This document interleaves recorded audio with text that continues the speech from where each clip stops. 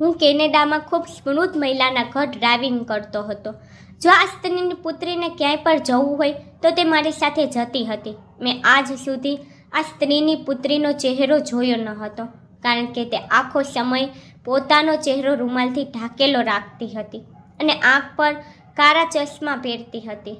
એક દિવસ હું તેની પુત્રીને બજારમાં લઈ ગયો, તેથી પરત ફરતા તે મારી બાજુની સીટ પર બેસી ગઈ. હું નર્વસ થવા લાગ્યો, કારણ કે આવું આજે પહેલી વાર થયું હતું. નહીંતર આજે પહેલાં તે હંમેશા પાછળની સીટ પર બેસતી હતી. આશ્ચર્ય તો મને ત્યારે થયું જ્યારે ચાલતી કારમાં તે છોકરીએ મારા હાથ પર પોતાનો હાથ મૂક્યો. ડરના કારણે મારું આખું શરીર કાપવા લાગ્યું, કારણ કે પહેલી વખત મારી સાથે આવું કંઈક બન્યું હતું. તેની આવી હરકતથી મને પરસેવો આવવા લાગ્યો. આજે તે છોકરી મને વિચિત્ર નજરથી જોતી હતી. તેના જોવાથી હું શરમ અનુભવી રહ્યો હતો. મેં કારની ગતિ વધારી અને ઝડપથી ઘરે પહોંચ્યો. હું મારા રૂમમાં બેઠો તે છોકરીની ક્રિયા વિશે વિચારી રહ્યો હતો. તે મહિલાએ મને તેના રૂમમાં બોલાવ્યો, પરંતુ તેને મને જે કહ્યું તે સાંભળીને મારા હોશ ઉડી ગયા. તે મને કહેવા લાગી, તું મારી દીકરી સાથે લગ્ન કરી લે, બદલામાં હું તને ઘણી સંપત્તિ આપીશ, અને જો તે મારી વાત ન સાંભળી તો હું તારા પર ખોટો આરોપ લગાવીને પોલીસમાં પકડાવીશ.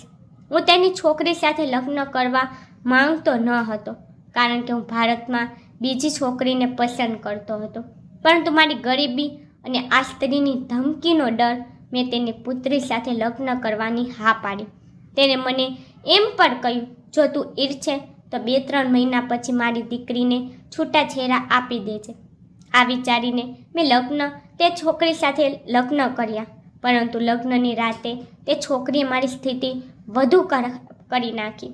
મારો આત્મા કંપી ગયો જ્યારે તે છોકરીએ કેનેડામાં આવ્યાને મારે અહીં 1 મહિનાનો સમય થઈ ગયો હતો, પરંતુ હજી સુધી મને અહીં કોઈ સારી નોકરી મળી ન હતી. મારો અહીં આવવાનો કિસ્સો અજીબ હતો.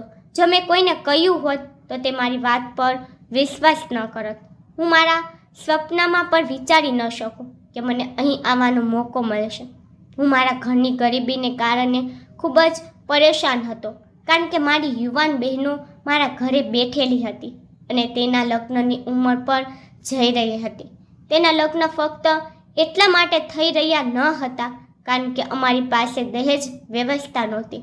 એક દિવસ હું રસ્તા પર બેઠો હતો ત્યારે એક માણસ મારી પાસે મોટી કારમાં આવ્યો અને કહેવા લાગ્યો, તું મને પરેશાન લાગે છે, જો તું ઈચ્છે તો હું તારી મદદ કરી શકું છું. મેં કહ્યું, તમે અહીંથી જાઓ, હું આ સમયે ખૂબ જ અસ્વસ્થ છું, મારા મનને બગાડો નહીં. તે કહેવા લાગ્યો કે હું તને નોકરી આપવા આવ્યો છું. જો તું મારી વાત નથી સાંભળવા માંગતો તો સારું, તારી ઈચ્છા, હું અહીંથી ચાલ્યો જાઉં. મેં કંઈક વિચારીને મેં તેને કહ્યું, ઠીક છે, ઊભા રહો, મને આખી વાત તો કહો. પરંતુ અંદરથી મને ડર હતો કે આ વ્યક્તિ ખોટો તો નથી ને. પરંતુ તે માણસ કહેવા લાગ્યો, ચિંતા કરશો નહીં, જો તું તારી પરિસ્થિતિ બદલવા માંગતો હોય તો મારી સાથે હાલ, હું તને વિદેશ મોકલીશ. તું સખત મહેનત કરીને તારી પરિસ્થિતિને બદલી શકે છે. વિદેશ જવા વિશે સાંભળીને તરત જ ઊભો થઈ ગયો. મેં વિચાર્યું કે એકવાર આ માણસની આખી વાત સાંભળી લઉં. શું ખબર ભગવાને તેને મારી મદદ માટે મોકલ્યો હોય. પરંતુ તે માણસ મારી કેમ મદદ કરવા માંગતો હતો. તેથી જ મેં તેને કહ્યું કે હું તમને નથી જાણતો, કે ન તમે મને જાણો છો, તો પછી તમે મારી કેમ મદદ કરવા માંગો છો. તેથી તે કહેવા લાગ્યો, હું આમ જ દરરોજ ગરીબની મદદ કરું છું. ઈશ્વરે મને ઘણું આપ્યું છે, પરંતુ હું તે માણસની વાત પર વિશ્વાસ કરી શકતો ન હતો. મને તેના પર શંકા થઈ રહી હતી, પણ મારી પાસે કોઈ બીજો રસ્તો પણ ન હતો. થોડા દિવસો પહેલાં મારા મૂર્ખતાને કારણે નોકરીમાંથી કાઢવામાં આવ્યો હતો. મેં ભગવાનનું નામ લીધું અને આ માણસ સાથે ચાલ્યો ગયો. તે મને તેની સાથે લઈને એક મોટા બંગલામાં આવ્યો. મને એક મોટા રૂમમાં બેસાડીને પોતે ચાલ્યો ગયો. થોડા સમય પછી જ્યારે તે પાછો આવ્યો ત્યારે તેના હાથમાં પૈસા હતા. તે પૈસા મને આપતા કહેવા લાગ્યો, આ લો, આનાથી તારો પાસપોર્ટ બનાવી લે. થોડા દિવસો પછી તેને ટિકિટ પર મળી જશે. હું વિશ્વાસ કરી શક્યો નહીં કે નસીબ મારા માટે આટલું દયાળુ હોઈ શકે? તે જ સમયે હું પૈસા સાથે ત્યાંથી આવી ગયો. પછીના થોડા દિવસોમાં મેં પાસપોર્ટ તૈયાર કરાવ્યો. પાસપોર્ટ બનાવ્યા પછી હું આ માણસના ઘરે ગયો ત્યારે તેને મારા હાથમાં ટિકિટ રાખી અને સાથે એક મોબાઈલ નંબર પર આપ્યો અને કહેવા લાગ્યો, કાલે તારી ફ્લાઇટ છે, ત્યાં જઈને આ નંબર પર સંપર્ક કરજે, તને નોકરી મળી જશે. હું મારા પરિવારના સભ્યોને કહીને કેનેડા આવી ગયો, પણ એરપોર્ટ આવ્યા પછી જ્યારે મેં તે નંબર મારા ખીચામાં જોયો ત્યારે મને મળ્યા નહીં. મને સમજાયું કે મેં તે નંબર ગુમાવી દીધા છે. મારા પગ નીચેથી જમીન નીકળી ગઈ કે હવે હું શું કરીશ. હું અહીં કોઈને જાણતો પણ ન હતો. મને ખબર નહીં કે તે માણસ કોણ હતો જેને મારા પર એહસાન કરીને મને અહીં મોકલ્યો હતો. મારી પાસે તે વ્યક્તિના પણ નંબર ન હતા, પરંતુ હવે હું અહીં આવીને ફસાઈ ગયો, વધારે અસ્વસ્થ થઈ ગયો. પ્રથમ મેં અહીં સખત મહેનત શરૂ કરી જેથી હું મારા પેટની ભૂખ ભરી શકું. મને અહીં આવ્યાને 3જો મહિનો થવાનો હતો, પરંતુ મેં હજી સુધી મારા ઘરે એક પણ રૂપિયો મોકલ્યો ન હતો. અહીં મારું પેટ પર ભરવું મારા માટે મુશ્કેલ થઈ રહ્યું હતું. ગમે તેમ કરીને હું 2 ટાઈમની રોટલી કમાતો હતો. કદાચ ભગવાનને મારા પર દયા આવી ગઈ, અથવા મારું નસીબ સારું હતું કે એક અમીર માણસ મને તેના ઘરે લઈ ગયો અને મને ત્યાં નોકરી આપી. હવે મને ત્યાં સારો પગાર મળતો હતો. તે માલિકની એક સંબંધિત મહિલા હતી. તે હંમેશા તેના ઘરે આવતી જતી હતી. જ્યારે પણ તે આવતી ત્યારે તે મારી સામે જોતી રહેતી. હું આ વાત નોટિસ કરતો હતો. એક દિવસ મારા માલિકે તે સંબંધી મહિલાના ઘરે મોકલ્યો. તે કહેવા લાગ્યા કે આજથી તું ત્યાં જ કામ કરીશ, તેમના ઘરે ડ્રાઇવિંગ કરીશ. તે મહિલા મારા પર ખૂબ મહેરબાન હતી. મારો પગાર પણ ખૂબ સારો હતો. આ મહિલાએ મને રહેવા માટે ખૂબ જ સારો રૂમ પર આપ્યો હતો, પરંતુ અહીંના બાકીના નોકરો ક્વાર્ટર્સમાં રહેતા હતા. ફક્ત મને એક અલગ રૂમ આપવામાં આવ્યો હતો. આ સ્ત્રીને એક યુવાન પુત્રી હતી. જ્યારે પણ તે ક્યાંક જતી તો તે મને તેની સાથે લઈ જતી, પરંતુ મેં આજ સુધી તેનો ચહેરો જોયો ન હતો. તે પોતાનો ચહેરો ઢાંકેલો રાખતી હતી. તેનો ચહેરો રૂમાલથી ઢાંકેલો હોય. ફક્ત થોડા દિવસો પસાર થયા હતા કે મને આ મહિલાની દીકરીના હરકતો વિચિત્ર લાગવા લાગ્યા. જ્યારે પણ તે મારી સાથે ક્યાંક આવતી તો કારમાં મારી સાથે આગળ બેસી જતી અને બહાનાથી મારા નજીક આવવાનો પ્રયત્ન કરતી. તે મારો હાથ પકડતી, પરંતુ ડરને કારણે મૌન બેસતો. તેને કંઈ પણ કહેતો ન હતો. એક દિવસ તે મહિલાએ મને ઘરની અંદર બોલાવ્યો અને તે મને કહેવા લાગી, તારે તમારી બહેનોના લગ્ન માટે કેટલા પૈસાની જરૂર છે? મેં તેને કહ્યું કે મારે લાખો રૂપિયા જોઈએ છે. મારે તેમની દહેજની વસ્તુઓ લાવી છે, કારણ કે મારી 3 યુવાન બહેનો છે અને મારે ત્રણેયના લગ્ન કરાવવાના છે. પરંતુ આજકાલનું વાતાવરણ તમે જાણો છો, છોકરાઓની માંગ પૂરી જ થતી નથી. તે કહેવા લાગી, તું મારા માટે જે રકમ માંગીશ હું તને આપીશ, જેથી તમે તમારી બહેનોના લગ્ન ખૂબ જ સારી રીતે કરી શકો. પરંતુ મારી એક શરત છે અને તે એ છે કે તમારે મારી પુત્રી સાથે લગ્ન કરવા પડશે. તેની આ શરત સાંભળીને મારા પગ નીચેથી જમીન નીકળી ગઈ, કારણ કે મેં આ વિશે ક્યારેય વિચાર્યું ન હતું. પરંતુ મને તેની પુત્રી પસંદ પણ ન હતી અને હું મારા દેશમાં કોઈ પણ રીતે લગ્ન કરવા માંગતો હતો, કારણ કે મને ત્યાં એક છોકરી ગમતી હતી. જ્યારે મેં તે સ્ત્રીને લગ્ન કરવાની ના પાડી ત્યારે તે મહિલાએ મને ધમકી આપી. તે કહેવા લાગી કે જો તે મારી વાત માની નહીં તો હું તમારા પર ખોટા આરોપ લગાવીને તને જેલમાં મોકલીશ. હવે મારી પાસે બીજો કોઈ વિકલ્પ નહોતો, તેથી હું મજબૂર થઈને લગ્ન માટે તૈયાર થઈ ગયો. આ સ્ત્રીએ સામે પૈસાના બંડલ્સ મૂક્યા અને કહેવા લાગી, વાસ્તવિક વાત એ છે કે મારી પુત્રીને તું પસંદ આવી ગયો છે. તે તને ઘણી સંપત્તિ આપશે, તું જે માંગીશ તે તને આપશે. તારી પાસે ક્યારેય કોઈ પણ વસ્તુની કમી નહીં હોય, પરંતુ શરત એ છે કે તું લગ્ન પહેલાં તેનો ચહેરો જોઈ શકીશ નહીં. લગ્ન પછી જ તું તેનો ચહેરો જોઈ શકીશ. આ શરત સાંભળીને મને થોડું અજીબ લાગ્યું, પરંતુ ઘણા પૈસા જોઈને મેં પણ વિચાર્યું કે હવે હું તેની પુત્રી સાથે લગ્ન કરીશ, કારણ કે તે તેના બદલે મારું જીવન બદલી નાખશે અને મારી બહેનો પર ના લગ્ન થઈ જશે. હવે મારે ના પાડવાનું કોઈ કારણ નહોતું. મને ઘણા પૈસા અને બધો આરામ મળી રહ્યો હતો અને ઘણા પૈસાના બદલે જો મારે કોઈ વિકલાંગ કે કોઈ કાળી છોકરી સાથે પણ લગ્ન કરવા પડે તો હું કરી લે. આ ખોટોનો સોદો ન થાય. મેં તે સ્ત્રી પાસેથી ઘણા પૈસા લઈને મારા ઘર ભારત મોકલ્યા, જેથી મારી બહેનો વહેલી તકે લગ્ન કરી શકે. આ કિસ્સામાં મને એક વાત વિશે શંકા હતી. મેં આજ સુધી આ સ્ત્રીની પુત્રીનો ચહેરો જોયો ન હતો અને બીજી વાત એ છે કે તે તેની પુત્રીના લગ્ન મારી સાથે શા માટે કરાવવા માંગતી હતી. ચોક્કસપણે કોઈ કારણ હતું જે મારાથી છુપાવી રહી હતી. આ જ વાત વિચારીને મારું મન ખરાબ થઈ ગયું હતું. એક દિવસ તે મહિલા કહેવા લાગી, 2 અઠવાડિયા પછી તારા અને મારી દીકરીના લગ્ન છે. તે લગ્ન પહેલાં અહીં આવી જશે, પરંતુ તું લગ્ન પછી જ તેનો ચહેરો જોઈ શકીશ. આ મહિલાએ મને કહ્યું કે મારી દીકરી થોડા દિવસ માટે તેની માસીના ઘરે બીજા દેશ ચાલી ગઈ છે. જેવી જ તે ત્યાંથી પાછી આવી જશે તે જ દિવસે તારા તેની સાથે લગ્ન થઈ જશે. મેં પણ હામાં માથું હલાવ્યું. મને લાગ્યું કે આ સ્ત્રી અમારા લગ્નને ખૂબ સરળતા સાથે કરશે, પરંતુ આ મહિલાએ લગ્નની તૈયારીઓ એટલી ધૂમધામથી શરૂ કરી દીધી હતી કે મને આશ્ચર્ય થયું. બધા ફંક્શન એટલા જબરદસ્ત હતા કે હું વિચારી પણ શક્યો નહીં. બધી તૈયારીઓ થઈ રહી હતી અને બધા ફંક્શનો પણ કરવામાં આવી રહ્યા હતા, પરંતુ તેની પુત્રી હજી આવી ન હતી. હવે મને શંકા થઈ રહી હતી કે જો આ તે લગ્ન સમયે આવશે. અને આજ બારતના દિવસે સવારે બન્યું. સવારે મેં મારા રૂમની બારીમાંથી જોયું. એક મોટી કારમાંથી એક છોકરી બહાર આવી અને ઘરની અંદર ચાલી ગઈ. હંમેશાની જેમ તેને પોતાની જાતને ઢાંકેલી રાખી હતી અને તેનો ચહેરો પણ ઢાંકેલો હતો. તે આ જ મહિલાની પુત્રી હતી જે હવે મારી પત્ની બનવાની હતી, પણ તેને આજે પણ રૂમાલ તેના ચહેરા પર ઢાંકેલો રાખ્યો હતો. મને આ બધું જોઈને આશ્ચર્ય થયું. પછી વિચાર્યું કે જે પણ છે, હવે લગ્નમાં થોડો સમય બાકી છે અને લગ્ન પછી આ રહસ્ય ખુલી જશે.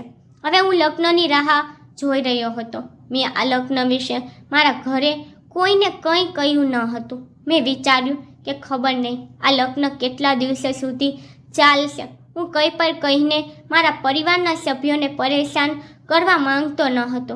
અમારા લગ્ન થઈ ગયા અને લગ્ન પછી દુલ્હનને મારા રૂમમાં મોકલવામાં આવી. ખૂબ જ ઉત્સાહ સાથે દુલ્હનનો ચહેરો જોવા તેનો ઘૂંઘટ ઉતાર્યો.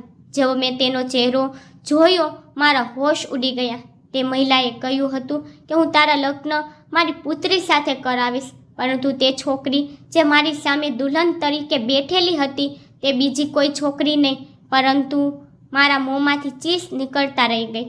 મારું આખું શરીર ધ્રુજતું હતું અને પછી મારો ભૂતકાળ મારી સામે આવ્યો હતો. જ્યારે હું ભારતમાં હતો. મારું નામ આયુષ છે અને હું MR બાદ નોકરી માટે રસ્તાઓમાં ભટકતો હતો. દરેક યુવકની જેમ મારે પણ ભારતથી બહાર રહેવાનું સપનું હતું. મોબાઈલ પર બહાર રહેતા લોકોના જીવનનો વિડીયો જોતા મને પણ સપનું હતું કે કાશ કે મને બહારના દેશમાં વિઝા મળે અને હું પણ ત્યાં રહેવા ચાલ્યો જાઉં. હું સૌથી મોટો ભાઈ હતો અને મારા કરતાં 5 બહેનો ભાઈ હતા. કેટલીક વાર મને મારા માતા પિતા પર ખૂબ ગુસ્સો આવતો કે તેઓને આટલા છોકરાઓને જન્મ આપતા પહેલાં ઘર અને અમારા ઘરની પરિસ્થિતિ અને અમારી ગરીબી જોવી જોઈએ હતી. શું થાય જો તેઓએ ઓછા બાળકો પેદા કર્યા હોત? ઓછામાં ઓછું મારું જીવન તો સરળ હોત. ઘરનો મોટો દીકરો હોવાને કારણે મારા નબળા ખંભા પર મારી ઘણી જવાબદારીઓ હતી. મેં MR કર્યા પછી જ નોકરી શરૂ કરી નાખી હતી. સવારે હું કોલેજ જતો અને સાંજે હું કામ કરતો હતો.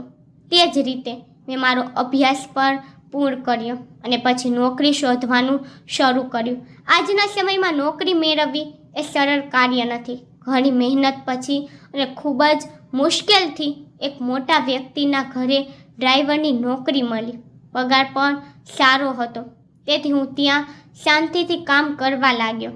સવારે 7 વાગે હું મારા નોકરી પર ચાલ્યો જતો હતો અને સાહેબની દીકરીને તેના ઓફિસે મેકવા ચાલ્યો જતો. ક્યારેક બપોરે 2 વાગે તો ક્યારેક સાંજે 5 વાગે મેડમને ઓફિસથી ઘરે પાછો લાવતો. મારે આ સિવાય બીજું કંઈ કામ નહોતું. બાકીના સમયમાં હું ફ્રી રહેતો, કારણ કે મારું કામ ફક્ત સાહેબની દીકરીને ઓફિસે મેકવા જવું અને તેને લેવા જવું હતું. સાહેબની દીકરી હંમેશા તેનો ચહેરો ઢાંકેલો રાખતી હતી. મેં હજી તેનો ચહેરો જોયો ન હતો કે ન તો મને જોવાની ઈચ્છા હતી, કારણ કે હું ત્યાં ફક્ત મારું કામ કરવા જતો હતો અને હું ઈચ્છતો ન હતો કે મારી કોઈ હરકતના કારણે મને આ નોકરીમાંથી કાઢી મૂકવામાં આવે, કારણ કે મારા ઘરની પરિસ્થિતિ એવી નહોતી કે હું થોડા દિવસો સુધી ઘરે બેસીને ખાઈ શકું. મારા મિત્રો મને સમજાવતા હતા કે તારા માલિકની પુત્રીને તારા જાલમાં ફસાવી લો, કારણ કે તે કરોડપતિ પિતાની દીકરી છે અને તું પર ઓછો સ્માર્ટ નથી. જો તું એકવાર તેને પસંદ આવી ગયો તો પછી આખું જીવન આરામથી વિતાવી શકીશ.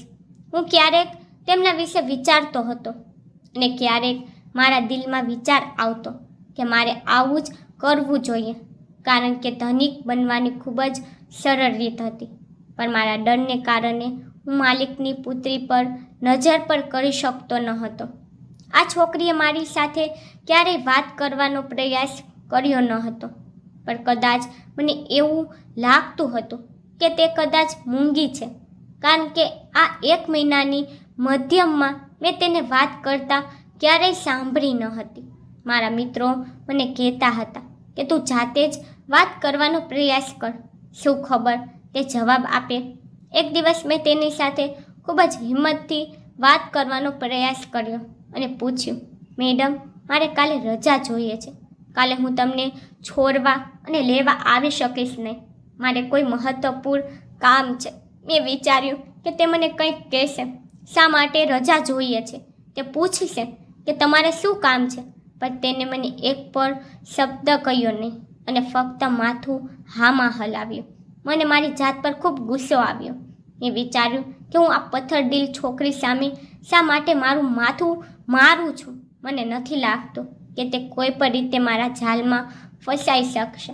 બીજા દિવસે મેં ઈરાદાપૂર્વક રજા રાખી લીધી, કારણ કે મેં મેડમ સાથે રજા વિશે વાત કરી હતી. હવે મારી પાસે રજા સિવાય બીજો કોઈ વિકલ્પ નહોતો. મેં વિચાર્યું કે જો હું બીજા દિવસે રજા રાખીને જઈશ તો તે ચોક્કસપણે મને પૂછશે, ગઈકાલે તમારે શું કામ હતું. પરંતુ તેને પૂછતા પહેલાં તેના પિતાએ મને પૂછ્યું કે તું ગઈકાલે કેમ ન આવ્યો. મેં કહ્યું, સાહેબ, તમે ગઈકાલે ઘરે ન હતા. મેં મેડમ સાહેબાને કહ્યું હતું કે મારે કંઈક મહત્વપૂર્ણ કામ છે, આથી જ હું કાલે આવી શક્યો નહીં. સાહેબે કહ્યું કે તે સારું છે, પરંતુ જો તારે આગલી વખતે રજા લેવા માંગતો હો તો ચોક્કસપણે મને કહો. મારી પુત્રી સાથે તારે વાત કરવાની જરૂર નથી. હવેથી આ વાત ધ્યાન રાખજે. આ મુદ્દા પર હું આશ્ચર્યચકિત થઈ ગયો અને વિચારવા લાગ્યો કે સાહેબ તેની પુત્રીથી કેમ ગુસ્સે રહે છે. મેં તેમને મેડમ સાથે વાત કરતા ક્યારેય જોયો ન હતો. ત્યાર પછી એક જૂનો વૃદ્ધ નોકર પાસેથી જાણવા મળ્યું કે તે સાહેબની પુત્રી નથી, પરંતુ સાહેબના ભાઈની પુત્રી છે. તેનું નામ ખુશ્બુ છે, પરંતુ બધા તેને રિયા મેડમ કહે છે. એમ તો તે બીજા દેશમાં રહે છે, પરંતુ વર્ષના કેટલાક મહિના અહીં પસાર કરે છે. સાહેબને તેમના કામથી ઘણી નફરત છે, પરંતુ તે તેને કંઈ પણ કહેતા નથી. મેં આજ સુધી ધ્યાનથી જોયું ન હતું તે ક્યાંય જાય છે અને શું કામ કરે છે. હું તેને બસ ઉતારીને ગાડી લઈને પાછો આવી જતો. બીજા દિવસે જ્યારે મેં તેને ઓફિસની સામે છોડી હતી ત્યારે મેં ત્યાં બોર્ડ વાંચ્યું. તે વાંચ્યા પછી મારા પગ નીચેથી જમીન સરકી ગઈ. તે સેન્ટર હતું જે કિન્નરોની સંભાળ રાખવા માટે બનવામાં આવ્યું હતું. તે છોકરી તેની અંદર ચાલી ગઈ. મેં કારને થોડા અંતર પર પાર્ક કરી. થોડા સમય પછી કેટલાક કિન્નરો ત્યાંથી બહાર આવ્યા. તેથી મેં અહીં એક માણસને પૂછ્યું, અહીંની માલકીન કોણ છે? તેથી તેને મને કહ્યું કે રિયા મેડમ છે. ખૂબ મોટા ઘર સાથે તેનું જોડાણ છે. તે ખૂબ જ ધનિક છે અને ખૂબ સારી છોકરી છે અને તે અહીં કિન્નરોને ભણાવવા આવે છે. હું તેનાથી ખૂબ પ્રભાવિત થયો. વિચાર્યું કે રિયા મેડમ કેટલી સારી છે. તેઓ કિન્નરોની કેટલી સંભાળ રાખે છે. હવે તે મને ખૂબ જ સારી લાગવા લાગી.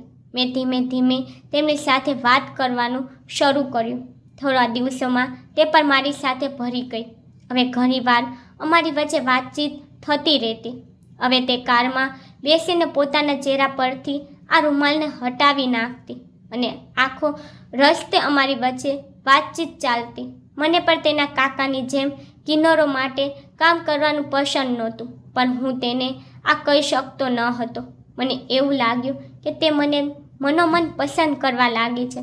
ખૂબ જ ટૂંક સમયમાં અમારી વાતચીતના સમાચાર રિયા મેડમના કાકાની નજરમાં આવ્યા. એક દિવસ તેને મને તેના ઘરે બોલાવ્યો અને મને કહેવા લાગ્યા, શું તમે જાણો છો રિયાની વાસ્તવિકતા શું છે? જો તને રિયાની વાસ્તવિકતા ખબર પડશે તો પછી પાછા પગલાં અહીંથી ભાગી જઈશ. તેનાથી મળવાનું તો દૂર, તેનો ચહેરો જોવાનો પસંદ નહીં કર.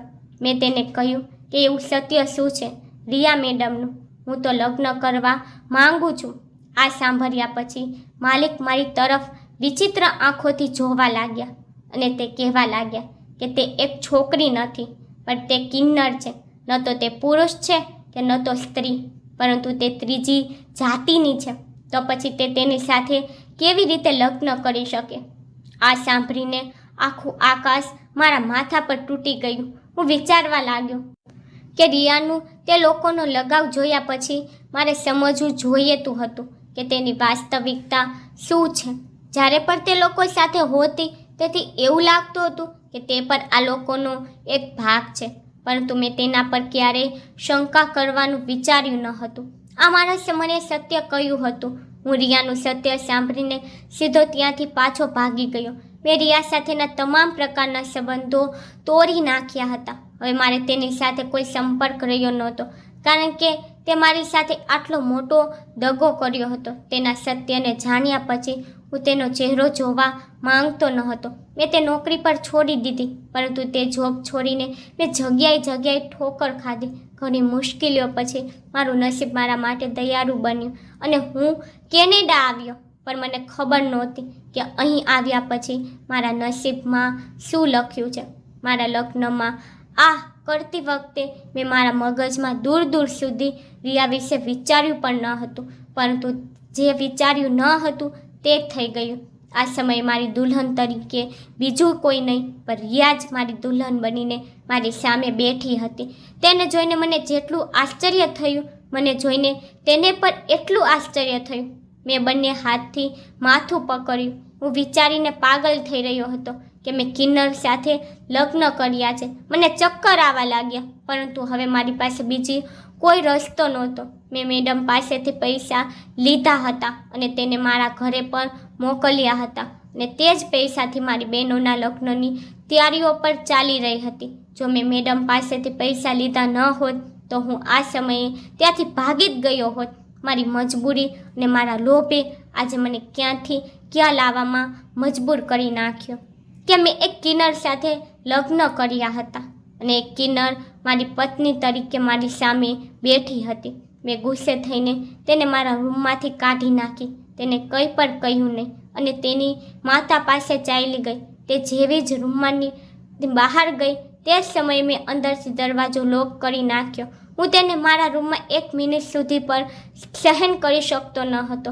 આખી રાત હું જાગતો રહ્યો અને જેવી જ સવાર પડી મારી સાસુ મારી પાસે આવી અને મને ધમકી આપતા કહ્યું, શાંતિથી મારી પુત્રીને અપનાવી લો અને ફંક્શન માટે તૈયાર થઈ જાઉં, અન્યથા તું જાણે છે કે હું તારી સાથે શું કરી શકું છું. હું તને જેલમાં મોકલીશ. તમારે આખી જિંદગી ત્યાં જ કાપવી પડશે. વિચારો કે તમારા પરિવારના સભ્યોનું શું થશે. હવે હું મજબૂર થઈને મારા પરિવારના ખાતે ઊભો થયો અને ફંક્શન માટે તૈયાર થઈ ગયો, કારણ કે હું જાણતો હતો કે આ સ્ત્રીની પહોંચ ખૂબ જ દૂર સુધી છે અને તે મારી સાથે કંઈ પણ કરી શકતી હતી અને હું અહીં કોઈને જાણતો પણ ન હતો. જ્યારે હું બહાર ગયો અને મેં રિયાને તૈયાર જોઈ ત્યારે તે બિલકુલ દેખાતી નહોતી કે તે કિન્નર છે. તેને જોઈને કોઈ એમ ન કહી શકે તે છોકરી નથી, તેના બદલે એક કિન્નર છે. હું ખૂબ જ ફસાઈ ગયો હતો. ફંક્શન સમાપ્ત થયા પછી રાત્રે હું રૂમમાંથી બહાર નીકળીને લોન્જમાં આવ્યો પછી મારી સાસુ મારી પાસે આવી અને મને પ્રેમથી કહેવા લાગી, તું અહીં બહાર કેમ ઊભો છે? મેં તેને ખૂબ ગુસ્સે કહ્યું કે તમે મને દગો આપ્યો છે. તમે મને કહ્યું હતું કે મારા લગ્ન તમારી પુત્રી સાથે થશે, મતલબ કે એક છોકરીથી, પરંતુ તમે મને દગો આપ્યો અને મારા એક કિન્નર સાથે લગ્ન કરાવ્યા. તમે મારી મજબૂરીનો લાભ લીધો. તે કહેવા લાગી, તને કોઈએ ખોટા સમાચાર આપ્યા છે. મારી પુત્રી કિન્નર નથી, પણ સત્ય બીજું કંઈક છે જે તું જાણતો નથી. એ ગુસ્સાથી કહ્યું, મારે કોઈ સત્ય સાંભળવું નથી, ફક્ત મારી જાન છોડી દો. આ પહેલાં મારી સાસુ કંઈક કહે રિયા રૂમમાંથી બહાર આવી અને કહ્યું કે ઠીક છે, 2 મહિના પછી તમે મને છૂટાછેરા આપીને પાછા ભારત જઈ શકો છો અને મારી માતાએ તમને આપેલા બધા પૈસા પણ તમારી પાસેથી પાછા લેવામાં આવશે નહીં. પરંતુ મારી બીજી શરત છે. હું રિયાની વાત સાંભળીને ખૂબ ખુશ થઈ ગયો કે ચાલો 2 મહિના પછી જ પણ મારો જીવ તો બચી જશે. આ 2 મહિના સુધી તેની શરત એ હતી કે અન્ય લોકોની સામે મારે તેનો સારો પતિ હોવાનો ઢોંગ કરવો પડશે, કારણ કે હજુ અમારા લગ્ન થયા હતા અને હવે અમારે દરરોજ દાવત પર જવાનું હતું. હું ખૂબ જ આશ્ચર્ય પામતો હતો અને વિચારતો કે અહીં કેનેડામાં રિયાની વાસ્તવિકતા શું કોઈને નથી ખબર. આ 2 મહિનાની અંદર મેં તેના પર નજર રાખી, પરંતુ મને એવી કઈ વાત ખબર ન પડી. દિવસ દરમિયાન મારે તેની સાથે રહેવું પડતું હતું, પણ રાત્રે હું બીજા રૂમમાં ચાલ્યો જતો અને તે તેના રૂમમાં જઈને સૂઈ જતી. આ કરતાં 2 મહિના પૂર્ણ થયા. મેં છૂટાછેરાના કાગળો તૈયાર કરાવી લીધા હતા. મારી સાસુ મને કહેવા લાગી કે તું ફરી એકવાર વિચાર, હજી સમય છે. તું સત્ય જાણતો નથી, નહીં તો એવું ન થાય કે જ્યારે તને સત્યની જાણ થાય ત્યારે તારી પાસે અફસોસ કરવા સિવાય બીજો કોઈ વિકલ્પ ન હોય અને તારા ક્રિયાઓને કારણે તને આખું જીવન પસ્તાવો થાય. હું સમજી ગયો કે તે મને રોકવા માટે આવી યુક્તિઓનો ઉપયોગ કરી રહી છે. તે મને ભાવનાત્મક રીતે બ્લેકમેલ કરીને તે મને તેની પુત્રી સાથે રાખવા માંગે છે. પરંતુ મેં ભારત પાછું જવાનું નક્કી કર્યું. હું છૂટાછેરા લઈને ભારત પાછો આવ્યો. હવે અહીં આવ્યા પછી મારે નવા કરણથી મારા જીવનની શરૂઆત કરવી હતી. મારી પાસે અહીં કોઈ નોકરી નહોતી, તેથી મેં સખત મહેનત કરવા શરૂ કર્યું. જે મારા દિલમાં સપના હતા તે બધા સમાપ્ત થઈ ગયા હતા. 3 વર્ષની સખત મહેનત પછી હું એક નાનો વ્યવસાય બનાવવામાં સફળ થયો. આ કાર્યના સંદર્ભમાં મારે એક મોટી બ્રાન્ડ મિત્રની ઓફિસમાં મીટિંગ માટે જવું પડ્યું, પરંતુ ત્યાં ઓફિસમાં રિયાને જોઈને મને ખૂબ જ આશ્ચર્ય થયું અને હું એ જાણીને સ્તબ્ધ થઈ ગયો કે હવે તે મારા મિત્રની પત્ની છે. મેં મારા મિત્રને દરેકની સામે ખેંચીને કહ્યું કે તે આ શું કર્યું? તે આ કોની સાથે લગ્ન કર્યા? મારા મિત્રએ મારો હાથ પકડ્યો અને તે જ સમયે મને બીજા રૂમમાં લઈ ગયો અને મને કહેવા લાગ્યો કે અહીં નાટક કરવાની જરૂર નથી. મેં કહ્યું, શું તું જાણે છે કે તે કોની સાથે લગ્ન કર્યા છે? તે કહેવા લાગ્યો, હા, હું જાણું છું અને હું તે બધું જાણું છું જે તું નથી જાણતો. મેં કહ્યું, તે શું તું પાગલ થઈ ગયો છો? મારા મિત્રએ મને કહ્યું કે હું પાગલ નથી, પણ હું રિયાના સંપૂર્ણ સત્યને જાણું છું. રિયા એક કિન્નર નથી, પણ તે ખૂબ જ સારી છોકરી છે. જ્યારે તેનો જન્મ થયો ત્યારે ડૉક્ટરને લાગ્યું કે તે કિન્નર છે, પરંતુ 15 વર્ષની ઉંમરે કોઈ બીમારીને કારણે તેનું ઓપરેશન થયું અને તે છોકરી બની ગઈ. પરંતુ તેના પરિવારના સભ્યોએ આ માન્યું નહીં અને રિયાના પાડોશીઓ અને પરિવારના સભ્યો એમ કહેવા લાગ્યા કે તે એક કિન્નર છે. લોકોની વાતોથી કંટાળીને રિયાના માતા પિતા કેનેડામાં આવી ગયા. પોતાનો અભ્યાસ પૂર્ણ કર્યા પછી રિયાએ કિન્નર માટે કંઈક કરવાનું વિચાર્યું, કારણ કે તેના પર કિન્નર હોવાનું ખાલી ઇલ્ઝામ સોંપવામાં આવ્યું હતું. તે કિન્નર નહોતી, તેમ છતાં લોકો અને તેમના પોતાના પરિવારના સભ્યોએ તેનું જીવન જહન્નમ બનાવ્યું હતું. તેના પોતાના જ તેને ટોરા મારતા હતા. હવે તે વિચારવા લાગી કે જો લોકો ખરેખર મારા જેવા છે, એટલે કે કિન્નર છે, તે લોકો માટે કેટલું જીવવું મુશ્કેલ થતું હશે. તેથી જ વર્ષના કેટલાક મહિનાઓ ભારતમાં રહેવા આવતી હતી અને તેને એક સેન્ટર ખોલ્યું હતું આ કાર્યને લીધે તેના સંબંધીઓની શંકા વધારે વધી ગઈ હતી કે તે એક છોકરી નથી પણ એક કિન્નર છે. આ દરમિયાન જ્યારે રિયાને તું મળ્યો ત્યારે તેને તું સારો લાગવા લાગ્યો અને તે ખૂબ જ જલ્દીથી તને પ્રેમ કરવા લાગી, પણ તું પણ બીજા લોકોની જેમ નીકળ્યો અને તેના કાકાની વાત પર આવીને તું પણ તેને છોડીને ભાગી ગયો. તારા ગયા પછી રિયા ખૂબ બીમાર પડી ગઈ હતી. જ્યારે તેની માતાને તારા વિશે જાણ થઈ ત્યારે તને કેનેડા બોલાવ્યો. તારા માટેની બધી વ્યવસ્થા પણ તેમને જ કરી હતી. તે કોઈ પણ સંજોગોમાં તેની પુત્રીનું દિલ અને ઘર કરાવવા માંગતી હતી. તેથી તને મજબૂર કરીને અને પૈસાની લાલચ આપીને તેઓએ રિયાના લગ્ન તારા સાથે કરાવ્યા. તે વિચારી રહી હતી કે લગ્નની રાત્રે તારી બધી ગેરસમજ દૂર થઈ જશે અને તને સત્ય જાણ થઈ જશે કે રિયા કિન્નર નથી પણ એક છોકરી છે. પરંતુ તું તો એટલો બધો પથ્થરદિલ નીકળ્યો કે તે રિયાની વાત પર સાંભળી નહીં, કે તેને તેના રૂમમાંથી કાઢી મૂકી. તે રિયાને એવી જ સમજી જે લોકો તેને જે કહેતા હતા. જો તું એકવાર તેની સાથે વાત કરી હોત તો તને સત્ય ખબર હોત, પરંતુ તું તેને છૂટાછેડા આપીને અહીં પાછો આવી ગયો. તારા ગયા પછી તે ફરી એકવાર તૂટી ગઈ હતી. મેં તેને સહારો આપ્યો અને તેની બધી સત્ય જાણ્યા પછી મેં તેને લગ્ન માટે પસ્તાવો મૂક્યો. હવે અમે ત્યાંથી કાયમ માટે ભારત આવી ગયા. રિયાએ પોતે મને આ બધી વાર્તાઓ કહી હતી જેથી હું કાલે તારી જેમ છોડીને ન ભાગી જાઉં. આ બધી વાતો સાંભળીને હું એવો થઈ ગયો હતો જેમ કે મારા શરીરમાં જીવન જ ન હોય. કે આ મેં શું કર્યું? મારા હાથથી મારા પગ પર કુહાડી મારી હતી. મારો મિત્ર 6 વર્ષોથી વિદેશ જઈ રહ્યો હતો, પરંતુ તેને સારી નોકરી મળી ન હતી અને હવે રિયા સાથે લગ્ન કર્યા પછી તે આજે આવી મોટી કંપનીનો માલિક બની ગયો હતો. મારા મિત્ર મને કહેવા લાગ્યો કે નસીબ વારંવાર તારા દરવાજે ખટખટાવતો રહ્યો, પરંતુ તે લોકોની વાતો પર આવીને દર વખતે તેને નકારી નાખી. તું ખૂબ બદનસીબ છો. તે રિયા જેવી છોકરીને છોડી દીધી. આખી વાત પૂરી થયા પછી હું ખૂબ જ દુઃખી થઈને ઓફિસમાંથી બહાર આવી ગયો. આ બધામાં સંપૂર્ણ દોષ મારો પોતાનો હતો. બધી ભૂલ મારી જ હતી. કાશ મેં તે સમયે રિયાની વાત સાંભળી હોત.